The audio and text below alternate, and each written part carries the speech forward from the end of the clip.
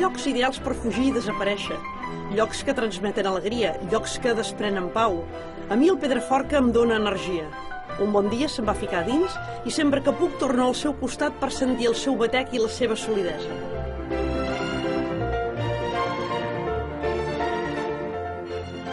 Jo estic segura que tots busquem en un dia lliure un lloc d'aquells diferents del nostre dia a dia. Un dels llocs d'aquells que m'omplenen és un espai com el del Pedraforca. Potser és l'empenta d'aquesta muntanya, potser és la pedra, potser és l'aire. Tot plegat em dona una vitalitat i una força que m'ajuda a encarar la vida.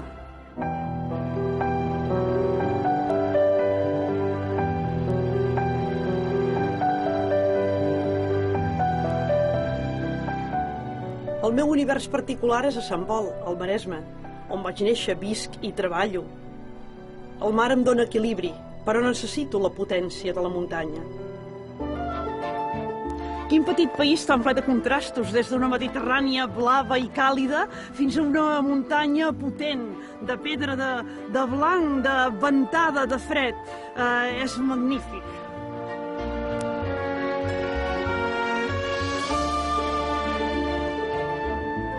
Quan jo era petita i em queixava de fred, la meva mare ens ensenyava un redolí que era «Ai, quin fred que fot en aquest refotut país!» I ara, per més emprenyar, es fotrà nevar.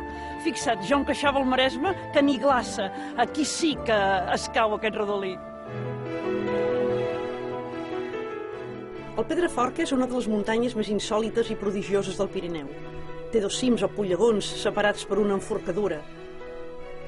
La seva forma tan particular li ha donat el nom, però els veïns de la vall li diuen carinyosament el Pedra.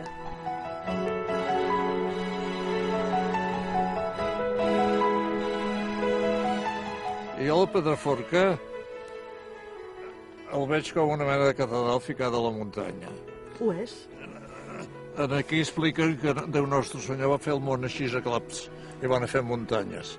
I llavors va arribar ara en faré una amb els dits i va fer el Pedraforca. I llavors aquestes muntanyes tan típiques que són diferents de totes les que veus tenen alguna cosa de sagrat. Saps què vull dir? Pots triar entre les bruixes i l'obra de Déu.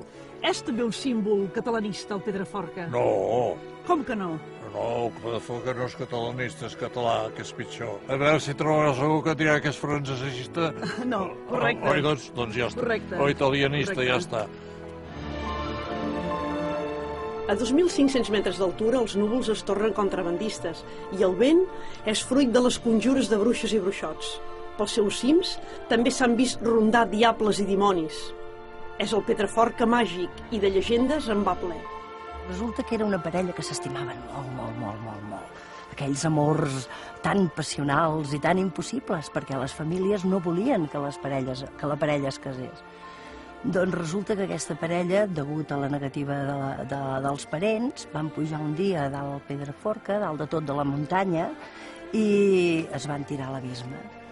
La muntanya ho va trobar tan tremendo que amb el dolor aquell es va esberlar, i per això la muntanya és així, amb enforcadura. Ara entenc, aquesta impressió que et causa el Pedraforca. La Isabel em té reservat un últim consell, tan vell com el món, però que amb les presses del dia a dia oblidem fàcilment. Escoltar la natura. Els savis diuen que són la bondat absoluta, els arbres. Doncs aquí en trobem mil·lenaris i tenen una energia especial. Vols que provem a veure com és l'energia de l'arbre? Home, provem-ho. Podem provar-ho? Provem-ho. Ja serà energia doble, de muntanya i de vegetació. Marxo amb més ganes de continuar el nostre periple. Un cop m'he delectat amb la visió més popular del Pedraforca, surto a buscar altres perfils més desconeguts.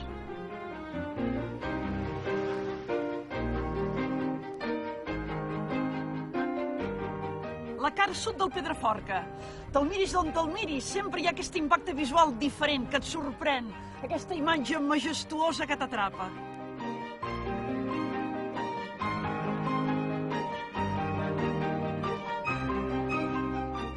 Ningú no diria que aquesta serralada tan abrupta i senyorial tingui totalment foradada les entranyes. És un sòl ric en carbó, per això als anys 30 es van obrir les primeres grans explotacions mineres. Amb un passat daurat, fa uns quants mesos va tancar l'última galeria. I així ha acabat una època en què els homes treballaven com màquines.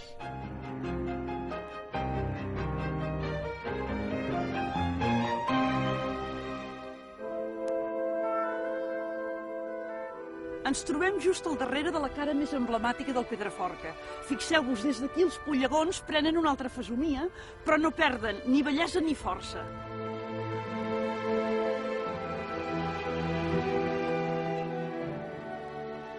Som en un dels llocs més bonics del Pedraforca, Gósol.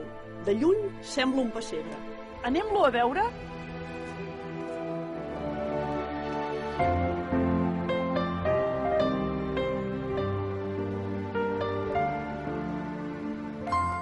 El 1906 va arribar a Gósol un jove Pablo Picasso. S'hi va passar tot l'estiu inventant noves maneres de pintar. Amb els primers freds va tornar cap a París.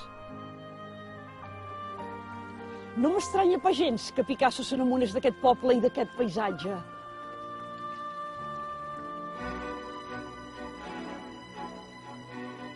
El poble antic de Gósol, que ja existia al segle XI, es va anar despoblant.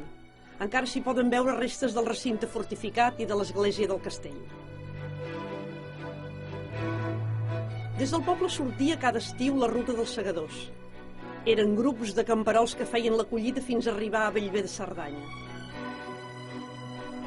Treballaven de sol a sol i dormien on podien. No es canviaven mai de roba. I quan s'acabava la temporada, el segador que portava la camisa més bruta era anomenat el millor segador de l'any. El meu pare és pagès, fins i tot de jove havia fet de segador. Jo de petita havia ajudat, perquè toca ajudar en una família pagesa, havia ajudat a plantar patates, a recollir mongeta tendra, a collir maduixots, i he pogut, doncs, aprendre la natura com et demana i et reclama força, i et reclama principalment que t'enamoris d'aquesta feina.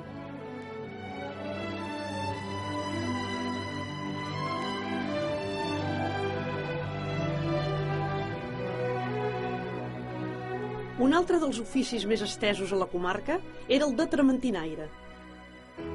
Les trementinaires eren dones de la Vall de la Vansa, Tuixén, Llosa, que es dedicaven a la recol·lecció de plantes aromàtiques i medicinals, les transformaven i realitzaven una venda ambulant per tot el territori català a peu durant el segle XIX per obtenir uns ingressos que ajudava a l'economia familiar.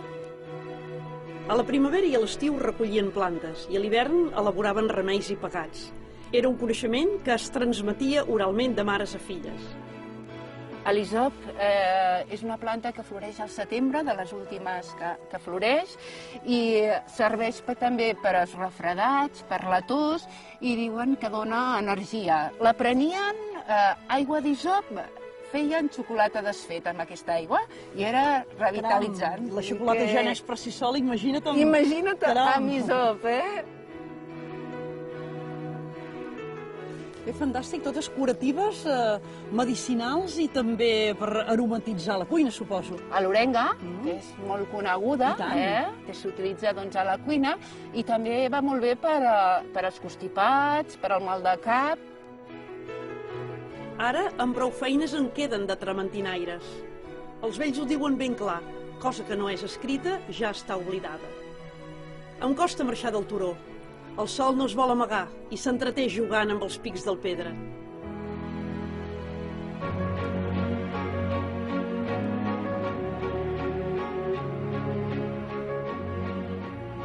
Un regal que sempre em té preparat el Pedraforca, la cara nord, la paret més mítica pels escaladors. Jo no escalo, però jo penso, si des d'aquí baix ja és tan impressionant, com ho deu ser des del cim? El primer que va pujar a dalt del pollegó superior per la cara nord va ser el Lluís Estassen, acompanyat de 3 excursionistes més. Era el 1928 i la seva gesta va marcar l'inici de l'escalada moderna a Catalunya. Avui dia hi ha un refugi amb el seu nom a la falda del Pedraforca.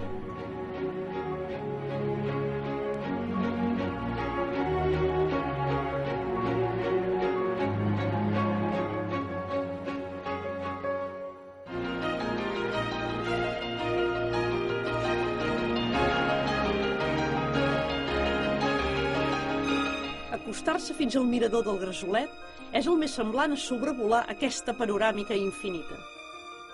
Increïble, som al cim d'un mar de muntanyes. No tinc paraules.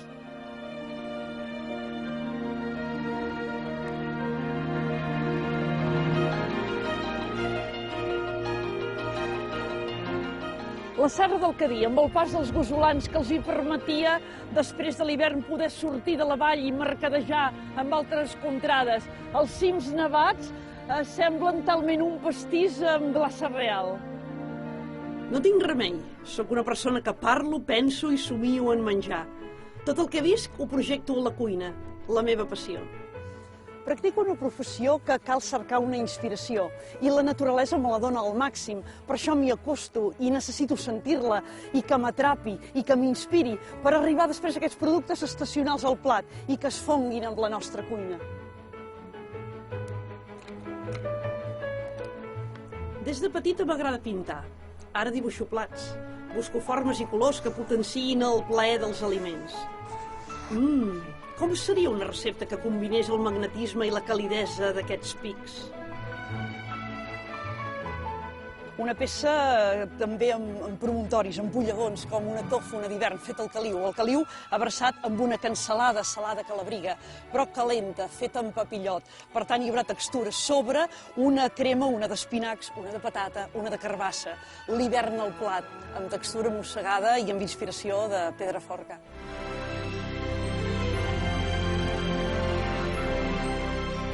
Bé, ja heu vist tot l'entorn del Pedraforca. Heu observat les modulacions de les valls, el mar de muntanyes. Si us ha agradat com a mi, si us ha donat aquesta energia i aquesta potència i aquesta força, voteu pel Pedraforca.